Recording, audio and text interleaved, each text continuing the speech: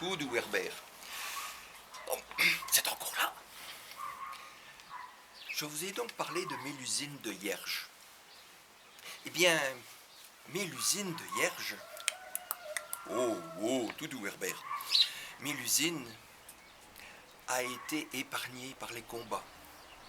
Elle a été fêtée par l'un des camps et par l'autre également.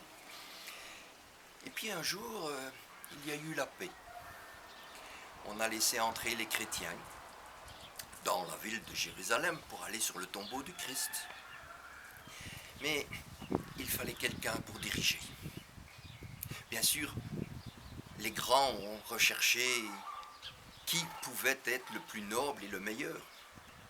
On a nommé Manassé de Hierges comme connétable. Mais par la suite, il fallait trouver un roi. Mais un roi, tout le monde voulait l'être, le roi. Difficile. Alors, ils se sont rabattus en se disant, mais quelqu'un pourrait non pas être un roi, mais une reine. Et on a choisi Sibylle, la fée Mélusine. Sibylle de Hierges fut donc nommée reine de Jérusalem. Elle y est restée quelque temps.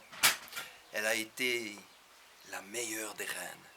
Elle avait réussi à apaiser les deux camps, si bien que quelle que soit la religion, musulmane, juive ou chrétienne, eh bien, tout le monde s'entendait. Les croisés étaient même heureux de cela, car ils pouvaient aller sur le tombeau du Christ. Ils pouvaient se déplacer à peu près sans crainte, ainsi que les pèlerins. Sibylle a continué à être une reine, une très bonne reine.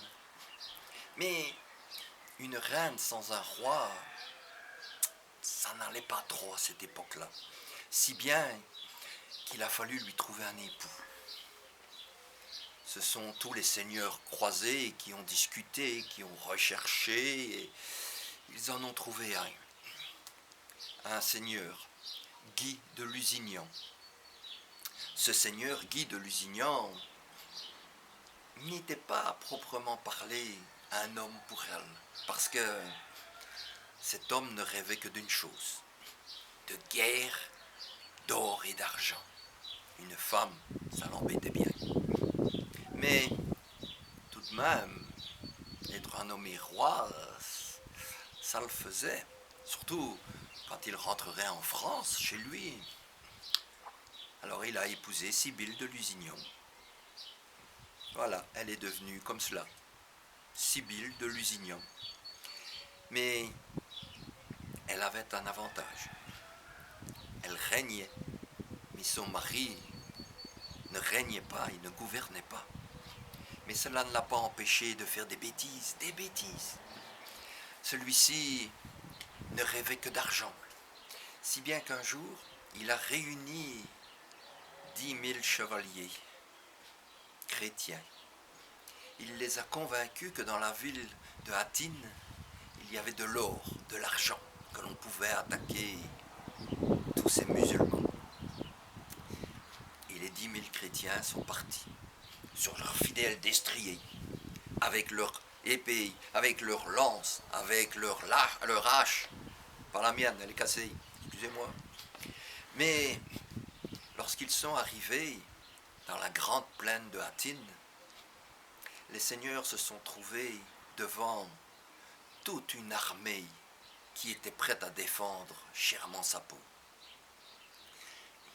Les chrétiens ont chargé toute la journée.